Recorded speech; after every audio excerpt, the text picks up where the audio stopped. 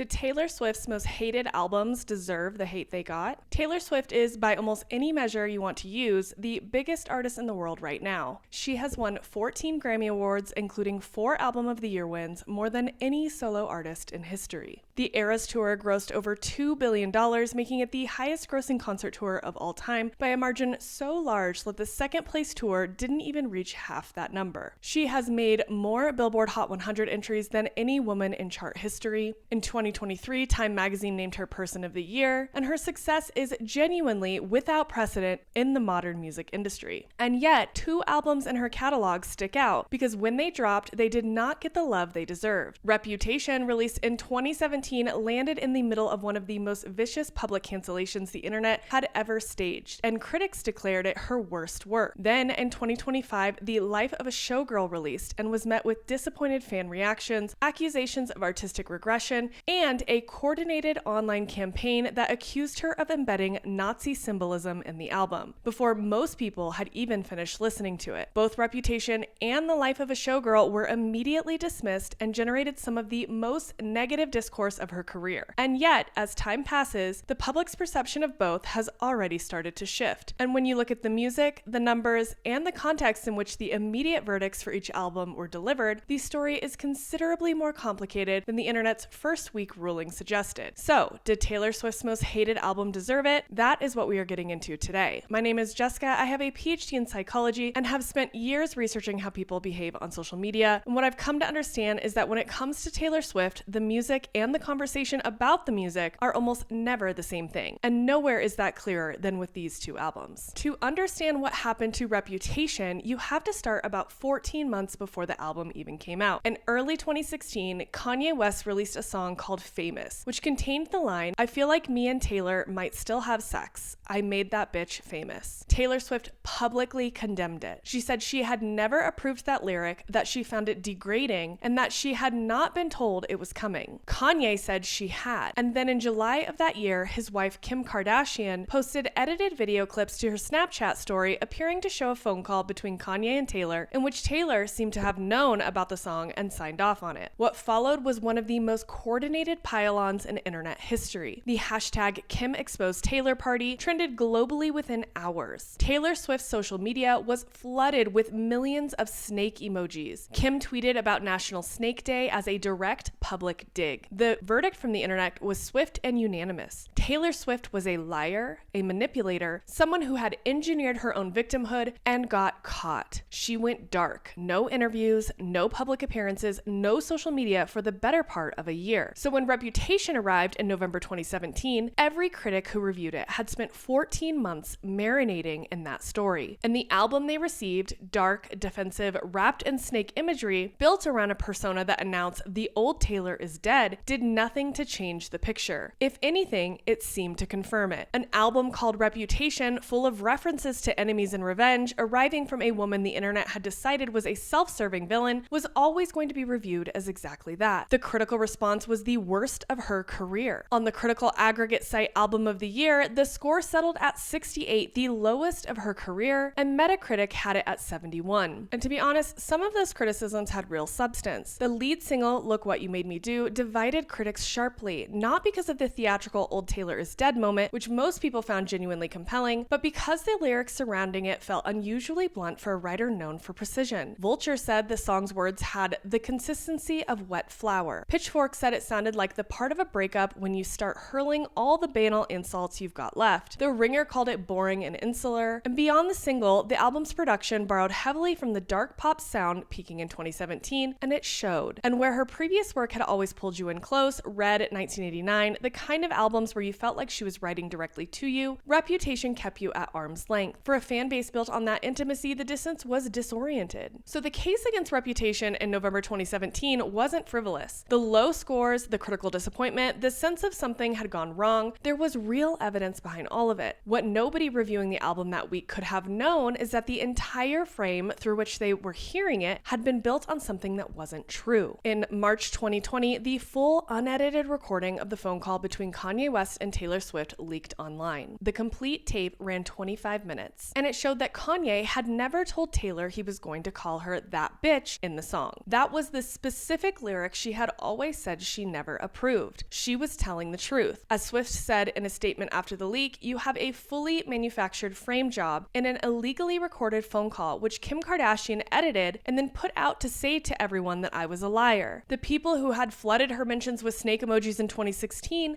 had done so based on a deliberately edited excerpt of an illegally recorded call that misrepresented what actually happened. That public narrative that shaped every Reputation review, the idea that she was a proven liar playing the victim, was constructed on footage that didn't show what Kim Kardashian claimed it showed. Then we also have to consider what happened to the people the internet chose to believe over Taylor Swift. By October 2022, Kanye West, who had at that point legally changed his name to Ye, had publicly expressed admiration for Adolf Hitler and called himself a Nazi in multiple interviews. Adidas terminated his Yeezy partnership that same month, and according to the Wall Street Journal, that deal had been worth an estimated $1.5 billion annually. The divorce from Kim Kardashian was finalized in November 2022. The person whose word was taken over Taylor Swift's in 2016 had within 6 years become one of the most widely condemned public figures in the world, completely on his own and outside of anything having to do with Taylor Swift. Without any changes to the original album, everything about the context in which the album was understood changed. Reputation was not a defensive press release, it was a document of what it feels like to be publicly destroyed and to survive it. The album's armor, the theatrical villain persona, the aggressive production, the old Taylor is dead declaration, was not a cynical maneuver. It was a person putting on the only costume that made sense for the moment she was in. And underneath that armor, the album's best songs are doing something genuinely vulnerable. Delicate is built around the lyric, "Is it cool that I said all that? Is it chill that you're in my head?" A song about the terror of wanting to be known by someone when your public identity has just been demolished. It sounds like a text message from a person who has lost all confidence in her own voice. Don't Blame Me is a gospel-influenced track about losing yourself in love. It has nothing to do with Kim or Kanye and everything to do with the private relationship that was sustaining her through the hiding period. Call It What You Want builds to the line, "All the liars are calling me one," which in 2017 sounded defensive, and in 2020, after the full tape surfaced, landed as simply factually true. New Year's Day is a piano ballad that strips away every element of the persona, no production, no armor, just a quiet statement of devotion that sounds like someone grateful to still be standing. These are not weak songs. They are songs that required accurate context to be heard properly, and in 2017, that context had been replaced with a fabricated one. The rehabilitation of Reputation since then is not just a fandom narrative, it is in the numbers. According to chartmasters.org, which tracks long-run album performance across formats, Reputation had grown to approximately 18 million equivalent album sales by the end of 2025, sustained growth achieved without a Taylor's version reissue, driven entirely by listeners going back and spending time with it. When Swift brought back the rights to her original masters in May 2025, the streaming response was immediate. According to Billboard, the album re-entered the Billboard 200 at number 5, with album sales up 1,184% in a single tracking week, and on-demand streaming up 125% to 34.75 million plays. And the Metacritic user score for Reputation, reflecting assessments gathered over 8 years of listening rather than the first week hot takes, now sits at 8.3 out of 10, which the site classifies as universal acclaim. All of this highlights the longevity of the album's impact. The Eras Tour, which ran from March 2023 through December 2024, told the same story from a different angle. The Reputation section of the show performed in a black sequin bodysuit against stadium-scale snake projections, consistently generated some of the loudest crowd reactions of the entire 3.5-hour set. According to Billboard's coverage of the tour, the Reputation era became one of the most requested and most emotionally charged sections of the show. People who hadn't understood the album in 2017 understood it in 2023, performed live in an 80,000-seat stadium with 8 years of distance from the noise that had surrounded it. So that is Reputation, an album that was reviewed inside a false frame and that the data has since proven deserved considerably more than it got. But Reputation wasn't the only Taylor Swift album that got buried. The Life of a Showgirl was hated for completely different reasons, and the story of what was actually happening around its release is something most people who were part of that conversation still don't know about. Let's continue. The Life of a Showgirl arrived on October 3rd, 2025, with expectations that were, even by Taylor Swift standards, enormous. She had announced the album in August on a special episode of Travis Kelce's New Heights podcast. The rollout was massive, the anticipation was real, and then it landed, and within days, something had gone wrong. The criticism came from multiple directions at once, and it is is worth taking each part seriously rather than dismissing it. The most persistent charge was lyrical. Critics across multiple outlets cited lines that felt below her usual standard. The Financial Times wrote that the promised bangers failed to materialize. Paste magazine said Swift had reached a plateau. These were not fringe takes from people who dislike her. Some came from writers who had covered her work admiringly for years. The next line of criticism was about artistic direction. After Folklore and Evermore, the two 2020 albums made in collaboration with Aaron Dessner and Jack Antonoff that earned her genuine critical credibility outside the pop mainstream, and after the sprawling emotional ambition of the Torture Poets department, returning to Max Martin and Shellback for a 41-minute, 12-track pop album felt to many listeners like a retreat. It was read as a commercial calculation at a moment when people had expected her to keep pushing. The album's brevity didn't help. After a 31-track double album, delivering something shorter than most of her catalog felt like a lack of commitment. There was also a much more blunt cultural charge setting underneath all of this. By October 2025, Taylor Swift's network had hit $2 billion according to Forbes, making her the wealthiest female musician in the world. And a growing number of people online were saying it out loud. When the AI promotional material surfaced for The Life of a Showgirl through the Google scavenger hunt campaign, one fan tweet that went viral read, "Girl, you're a billionaire who spent the last 5 years reclaiming your art. What are you doing?" Fortune describes it as fans questioning whether her new era, blending glamorous showgirl styling with domestic undertones, had taken on a trad wife image associated with far-right online spaces, which combined with the opulence of the album's imagery and now AI in the promotional materials created a picture that a growing number of people online had already formed an opinion on. So by mid-October 2025, The Life of a Showgirl had accumulated a pile of criticism and a narrative of disappointment, and almost nobody who was part of that conversation knew that a third of it had been artificially manufactured. In December 2025, a behavioral intelligence firm called Gadia published a white paper. They had spent the 2 weeks following Showgirl's release analyzing more than 24,000 posts and 18,000 accounts across 14 social media platforms, and what they found should genuinely change how you think about that first month. 3.77% of accounts were responsible for 28% of all conversations about Taylor Swift and The Life of a Showgirl during that period. On October 6th and 7th, just 3 and 4 days after the album dropped, exactly when most people were forming their first impressions, 35% of all posts in the dataset came from bot-like accounts, meaning that more than a third of the entire conversation about this album at the most critical moment was not real people reacting to music, it was coordinated accounts doing a job. And the job had nothing to do with whether the lyrics were good. These accounts were pushing the claim that The Life of a Showgirl contained coded Nazi symbolism, that a lightning bolt necklace in the merchandise was an SS reference, that Taylor Swift was secretly aligned with white supremacy, claims that started on fringe platforms like 4chan and Kiwi Farms and were then systematically pushed into mainstream feeds until they were everywhere. Here is the part that is most important to understand. When fans tried to correct these claims, posting that that's not true, she's not a Nazi, this is ridiculous, they accidentally made it worse. Social media algorithms treat a post correcting a claim exactly the same as a post promoting it. Both generate engagement, both push the story to more people, and the bots were designed to provoke exactly that kind of correction because the correction was the amplification mechanism. Every time a Swiftie pushed back, another 1,000 people saw the words Taylor Swift and Nazi together for the first time. Now, if you watched my video on Chapel Roan, this will sound familiar. Gadia had identified this pattern before, including coordinated attacks against Chapel Roan and Blake Lively. The accounts shift personas and change targets and move platforms, but the mechanics are identical. Taylor Swift in October 2025 was not a unique case. She was the latest target of an operation that had already been running. So when you think back to what it felt like to be online in those first 2 weeks after Showgirl dropped, the overwhelming sense that everyone hated it, that the discourse had turned completely, that even her own fan base had rejected her, a significant portion of what you were experiencing was manufactured to feel exactly that way. There was real criticism and fan disappointment, but it was swimming in a sea of artificial noise specifically engineered to be indistinguishable from organic sentiment. That is the environment in which The Life of a Showgirl was reviewed and judged. So outside of the social media noise and fan disappointment online, how did the album actually land? The Life of the Showgirl was the best-selling album in the entire world in 2025. 12 weeks at number 1 on the Billboard 200. Its songs held the entire top 12 spots of the singles charts in Australia, Canada, and the United States at the same time, something that had genuinely never happened before across 3 separate markets simultaneously. So while social media was generating this overwhelming sense that everyone had turned on the album, real real people, not bot accounts, not discourse participants, just listeners, were buying it in historic numbers. Those two things were happening at the exact same time. And the critics who actually sat down with the album away from the noise were largely not delivering the verdict that the online environment implied. The New York Times named it a critic's pick. Rolling Stone called it a new artistic peak. USA Today said it was the first Taylor Swift album since 1989 where every single song felt like a potential smash. These critic reviews were published on release day, largely positive, and almost nobody heard them, which is a stark contrast to Reputation, where the negative reviews were impossible to miss. The girl boss line, the bad bitch line, the millennial internet slang that felt dated, cringy, and lazy to a lot of listeners who were craving the poetic lyrics from Torture Poets Department, Folklore, and Evermore. And yet, a piece made the argument that Showgirl is operating in a very specific theatrical register. Old Hollywood, mid-century showbiz, the world of Jacqueline Suzanne's Valley of the Dolls, a 1966 novel about women navigating the brutal machinery of fame. In that context, the heightened campy language isn't accidental. It is the character talking. The same way Reputation's theatricality, the snakes, the villain persona, the old Taylor is dead, was a deliberate artistic choice that critics initially read as cynicism. Showgirl's register was a choice that got criticized as laziness before anyone had the space to actually consider it. Max Martin told Swift during the making of the album that he wanted to preserve the storytelling depth of Folklore while making it something that felt alive and immediate, and her response in the New Heights interview was that she couldn't leave that behind even if she tried. You can agree or disagree with whether she pulled it off, but that is a real conversation about a real artistic intention, and it's a conversation almost nobody got to have in October 2025 because the room was far too loud for anyone to hear it. So, did Taylor Swift's most hated albums deserve the hate they got? Here's my take. Some of the criticism of both albums is completely legitimate. Reputation's production may have been dated in places, and Showgirl may have had lines that didn't land, and some of this really just comes down to taste. Do you want an album that pulls you in or pushes you back? Poetic and devastating, or poppy and celebratory? Those are fair questions, and reasonable people land differently on them. But here's what isn't taste. Reputation was reviewed inside a narrative built on a deliberately edited, illegally recorded phone call. Showgirl was reviewed inside an information environment where 35% of the conversation in the first critical week was coordinated bot accounts pushing Nazi smears. Both shaped the way millions of people received those albums, not because people are gullible, but because that's how misinformation online works. You don't have to explicitly believe Taylor Swift is a Nazi for that claim flooding your feed to color how you feel about her album. It gets in. It shifts the temperature in the room you're listening in, whether you realize it or not. So no, I don't think they deserve the hate they got. Reputation's rehabilitation is already in the data, and Showgirls is coming. And when it does, it won't be because people change their taste. It'll be because the noise finally cleared enough to actually hear the music. If you're still here, thank you. This channel is all about getting into the nuance of pop culture and what people are discussing on the internet. If that is your thing, I post videos weekly, so hit subscribe so you don't miss out on the next one. And while I do have a PhD in psychology and have spent years studying social media, I'm always interested in where you see it differently. So let me know what you think. Was the hate for these albums manufactured, or is there genuine criticism that makes you feel it was deserved? Let me know in the comments, and I will see you in the next one.